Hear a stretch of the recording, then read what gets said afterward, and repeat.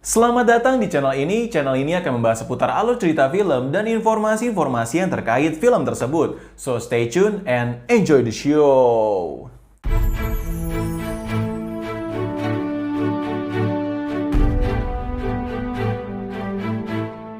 Hai film lovers, video kali ini gue bakal bahas film yang lagi viral di bioskop di tahun 2022 ini nih guys. Film yang gue jamin bakal membuat lu merinding dan ngilu banget nih guys. Apalagi kalau one of you guys punya fobia ketinggian nih. Waduh, pasti kaki kalian bakal merasa ngilu nih guys. Hehe. Film yang berjudul Fall ini termasuk ke dalam genre survival thriller yang disutradarai oleh Scatman. Sesuai judulnya aja yang berarti jatuh nih guys, film ini akan membahas tentang dua orang perempuan yang suka banget olahraga ekstrim nih guys, seperti panjat tebing. Kemudian mereka berdua memutuskan untuk memanjat menara pemancar tua yang ada di Amerika Serikat nih guys. Ketinggiannya sampai 2000 kaki atau setara dengan 700 meter. Waduh, tinggi banget gak tuh? Sang sutradara menggarap film ini di Pegunungan Shadow di Gurun Mojave, California di Amerika Serikat. Dan menara yang dibuat di dalam film tersebut juga terinspirasi dari menara KXTV yang ada di sana nih guys. Karena bentuknya mirip aja gitu, keren sih. Nah, karena itu sepanjang film ini akan memperlihatkan mereka berdua memanjat menara radio tua itu guys. Waduh, so siapin mental kalian ya. Film ini diperankan oleh Virginia Gardner sebagai Hunter, Grace Caroline Carey sebagai Becky, Jeffrey Dean sebagai ayah Becky, dan Mason Gooding sebagai Dan. So, bagaimanakah nasib mereka berdua? Apakah Hunter dan Becky bisa turun dari sana atau selamat dari sana nih guys? So, tanpa berlama-lama lagi, let's dive into the story, Fall. Cerita dibuka dengan adegan sepasang kekasih yang bernama Becky dan Dan satu orang temannya bernama Hunter. Mereka sedang memanjat tebing curam. Aktivitas manjat-memanjat sepertinya memang sudah menjadi hobi mereka. Namun sayangnya, ketika sang pria sedang memasang alat panjatnya, dia harus terjatuh karena kaget dengan burung yang tiba-tiba keluar. Teman-temannya berusaha menolongnya, namun sayangnya mereka gagal. Pada akhirnya, Dan pun harus jatuh tewas ke bawah.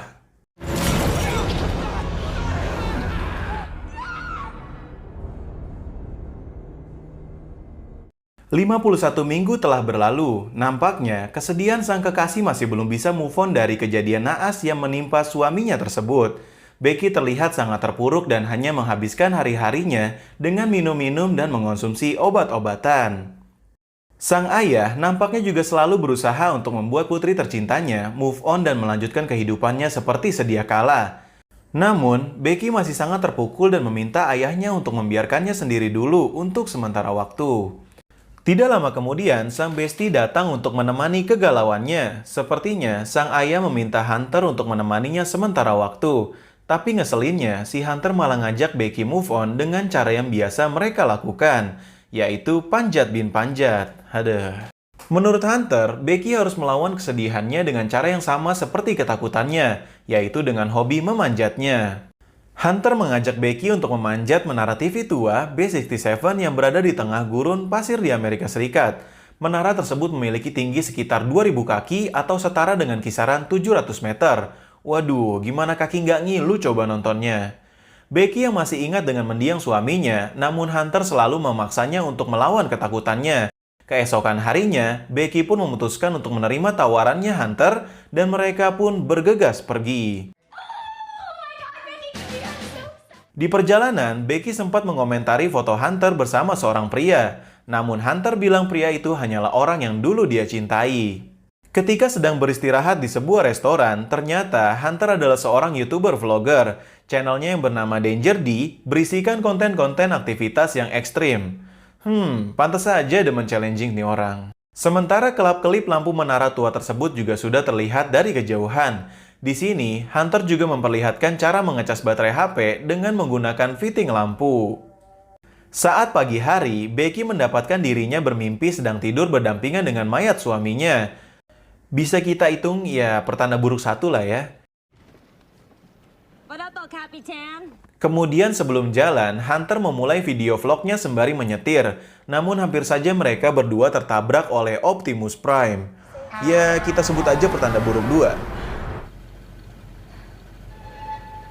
Ketika mereka berdua telah sampai di pekarangan menara tersebut, nampaknya mereka juga harus melanjutkan dengan berjalan kaki. Selain itu juga tertulis di plang rawan kematian. Di dalam sana, mereka menemukan tubuh serigala yang sedang disantap-santap uhuy oleh burung nasar si pemakan bangkai. Waduh, bisa dibilang sih ini udah jadi pertanda buruk 3. Harusnya mereka sadar sih. Tapi Hunter malah memfoto mayat serigala tersebut dan mengunggahnya di Instagramnya. And finally, mereka sampai di menara tersebut. Hunter sangatlah terpesona dengan pemandangannya, sementara Becky masih merasa ketakutan soal panjat-memanjat. Meski begitu, Hunter selalu memaksa Becky untuk menemaninya memanjat tower tersebut. Seutas tali pun mereka saling ikat dan mereka mulai memanjat tower tua tersebut. Dari tangganya aja udah ketahuan bapuk nih goyang-goyang. Tuh kan, bener hancur satu anak tangganya. Baut-baut pada goyang, mana dia pada naik cuman bermodalan tali. Hadeh. Becky pun meminta istirahat sebentar untuk minum sejenak. Pemandangan kota pun hanya terlihat seperti mainan dari atas sana. Mereka berdua pun telah selesai menaiki tangga setinggi 1.800 kaki. Dan tinggal tangga setinggi 200 kaki lagi untuk mencapai puncak. Mana tangganya udah ada tanda-tanda bala lagi.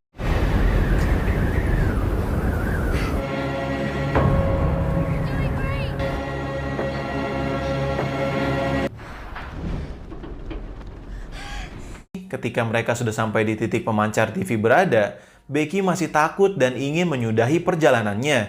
Namun Hunter sangatlah antusias.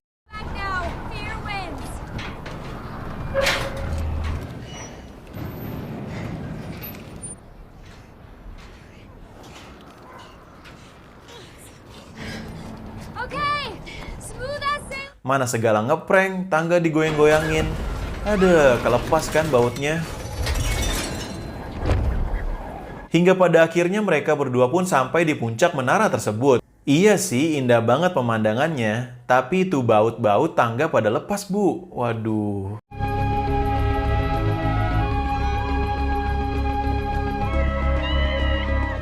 Mereka berdua pun merayakannya dengan selfie-selfie, sementara Hunter masih ngide aja pakai gelantungan satu tangan di menara tersebut. Gimana nggak ngilu coba nontonnya?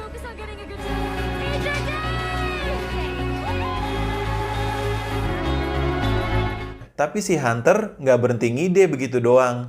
Dia nantang Becky buat gelantungan juga coba. Aduh, teman macam apa sih begini? Hehe. Ngilu ya guys ya.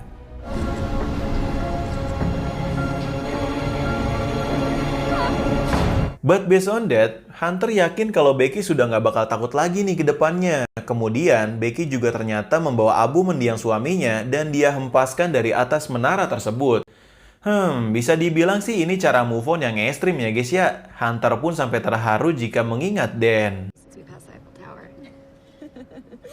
Selepas itu, ketika mereka berniat untuk kembali turun ke bumi, Becky harus mengalami pengalaman pahit.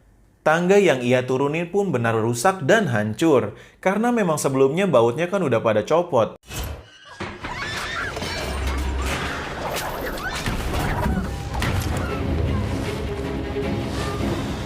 Hunter pun harus menahannya dari atas. Secara sekuat tenaga, Becky pun berhasil menaiki tangga dan selamat. Asli ngilu banget dah. Tapi balanya, tangga-tangga sepanjang 200 kaki tersebut hancur, alhasil mereka nggak bisa turun dari sana. Karena mereka terlalu tinggi, sinyal pun juga nggak ada di atas sana. Mereka menemukan kotak darurat yang berisikan teropong dan sebuah flare gun. Apesnya, tas mereka yang berisi air juga jatuh di atas pemancar TV tersebut.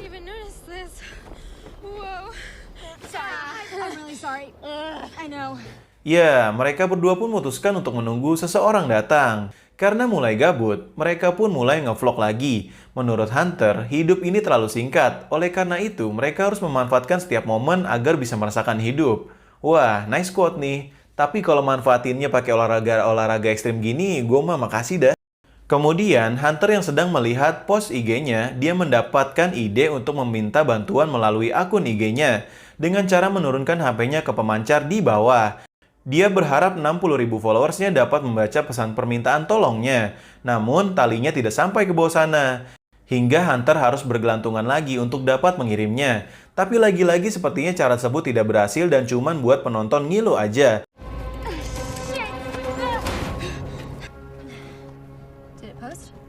Kemudian, terlintas dalam benak Becky untuk melemparkannya saja ke bawah. Bermodalkan sepatu dan ditutup dengan kaos kaki dan kutang, mereka menjatuhkan HP Hunter. Scene ini menurut gue udah kayak promosi iklan sepatu dah, hehe.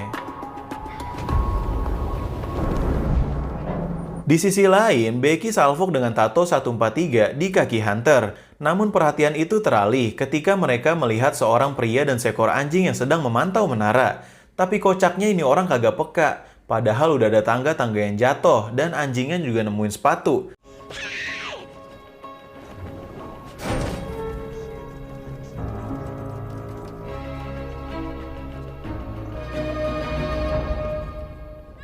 Becky yang berniat menembakkan flare gun, namun Hunter mencegahnya karena flare tersebut tidak akan terlihat jika langit masih sangat terang.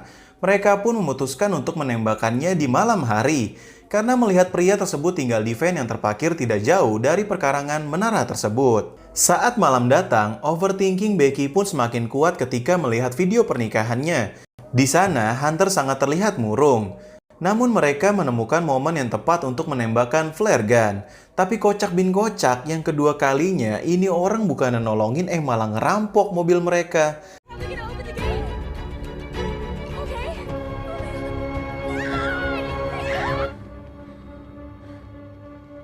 Tapi scene ini sih ngingetin gue sama konflik yang ada di film The Shallow 2016 sih. Ketika minta tolong malah dirampok. Alhasil, mereka harus bermalam di menara tersebut. Tapi momen-momen hangat yang mereka berdua ciptakan sebelumnya berubah menjadi mencekam. Ternyata, dugaan Becky benar. Rupanya Hunter pernah selingkuh dengan suaminya selama 4 bulan. Waduh. Tapi hubungannya tersebut dimulai oleh Dan duluan ketika mereka sedang mabuk. Tampaknya, dunia persilatan di ranah persahabatan memang kerap sering terjadi ya guys ya. Kemudian, sudah 24 jam setelah mereka melempar HP-nya ke bawah, entah hancur atau memang followers Hunter tidak peduli. Lalu si Hunter mulai ngide lagi. Dia berniat mengambil tasnya yang berisi air dengan menggunakan talinya.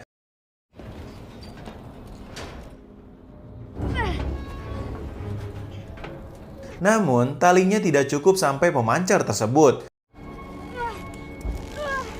Dia pun berniat untuk lompat ke sana. Waduh.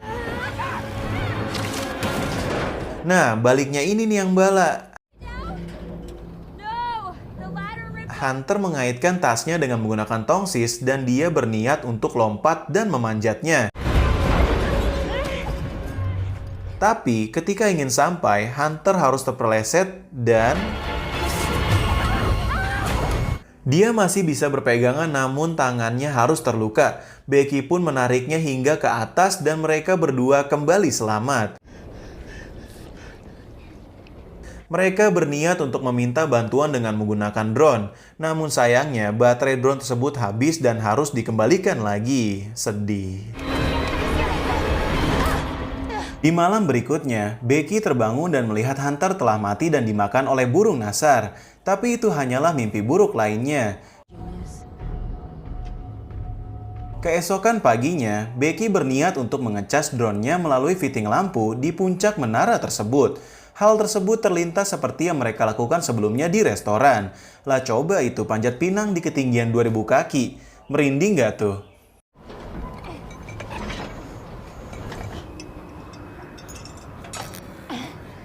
Selain menunggu waktu pengisian, Becky juga harus bertahan dari serangan burung nasar yang mencium bau luka miliknya tersebut.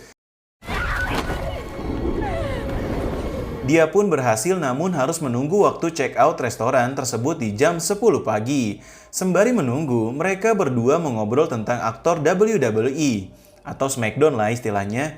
Anehnya, Hunter bisa menyebutkan salah satu aktornya meskipun dia tidak pernah nonton. Ketika waktunya tiba, Becky meluncurkan drone tersebut ke arah restoran. Sayangnya, lagi-lagi aksi mereka harus gagal. Karena drone mereka tertabrak oleh truk. Saking paniknya, supir truk tersebut juga tidak berani untuk melihat drone tersebut. Waduh, emang sedih ya guys ya. Kemudian badai sudah mulai terlihat, sementara mereka harus memakan sesuatu untuk menambah energi. Ketika Becky berniat untuk meminjam sepatu Hunter lagi untuk melemparkan HP-nya, namun sayangnya sepatu Hunter tersebut berada bersama mayatnya di pemancar di bawah sana. Waduh, ternyata Hunter telah mati sejak dia terpleset ketika mengambil tas. Dia tidak berhasil memegang tas tersebut dan mati kehabisan darah di bawah sana. Sejak itu, Becky melakukannya hanya sendirian.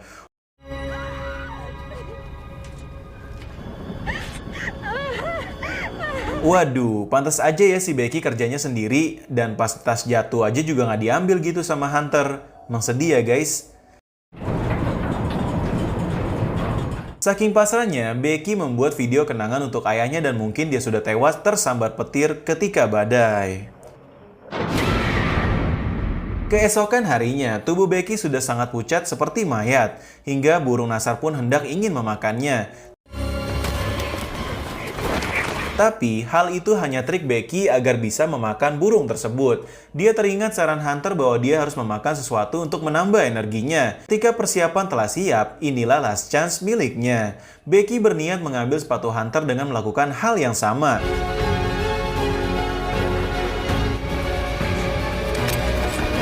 Becky juga sudah terlihat tidak takut akan apapun. Kemudian dia mengirim pesan kepada ayahnya, menaruh HP di sepatu Hunter dan sayangnya dia juga harus memastikannya dengan memasukkan sepatu tersebut ke dalam perut Hunter yang sudah bolong. Waduh, sedih ya guys ya.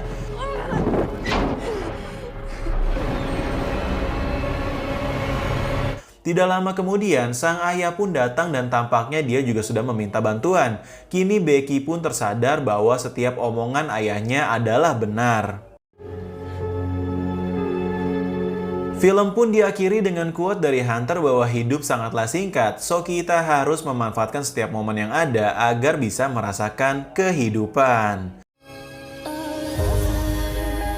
Akhirnya, Becky dapat selamat sementara Hunter harus tewas mati nih guys. Waduh, emang sedih ya. Sesuai omongan mereka berdua, bahwa salah satu dari mereka akan turun ke bawah sana sembari membawa HP nih guys. Meski omongan ini hanyalah candaan, tapi ironisnya Becky harus melakukan hal tersebut nih guys. Sungguh sangat menyedihkan ketika kita mengetahui bahwa Hunter udah tewas saat mengambil tas. Semenjak itu, Becky hanya berhalusinasi bahwa Hunter masih hidup. Padahal dia hanya melakukannya sendirian. Waduh, emang sedih nih guys. Menurut gua, ending film ini sih keren banget ya guys. Meskipun Becky tuh nggak harus turun ke bawah, kayak turunin dengan tali atau pakai acara lain.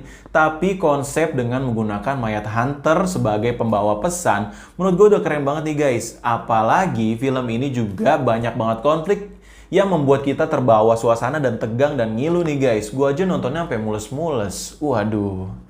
So, bagaimanakah menurut kalian? Apakah film ini menjadi film survival favorit kalian? Beritahu saya di kolom komentar. And do not forget to like and subscribe this channel if you want to see another content about the film. So, nama gua Ali and salam pecinta film.